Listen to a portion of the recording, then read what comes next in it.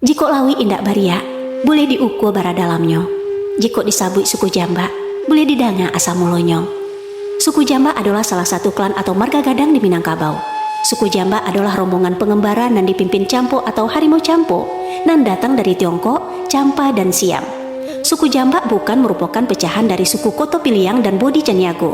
Suku Jamba punya pencabangan sendiri, yaitu suku Makacia, suku Pao, suku Simawang, suku Telapuang, suku Melayu, suku Sipisang atau Pisang Jamba, suku Sapulo, dan suku Baringin.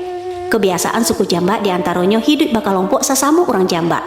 Apabila melakukan kegiatan manaruko atau membuka lahan baru, maka wilayah itu diberi nama sesuai jonamo suku. Ndak heran kalau di setiap wilayah di Sumatera Barat ada kampung sebutan Kampung Jamba. Keunikan suku Jamba, ketika saat melakukan pesta pernikahan, tak jadi hujan labe, bahkan ketika cuaca paneh dan indah ada tanda hujan sama sekali. Berdasarkan beberapa sumber, hal itu disebabkan karena persumpahan Heramong Campa, ketika kemarau panjang, memohon supaya turun hujan pada saat mereka butuh air, dan kebetulan pada saat itu mereka sedang butuh air untuk melaksanakan pesta.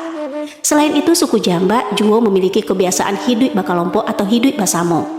Dalam masyarakat, suku Jamba lebih banyak manurui dan juga lebih banyak diam.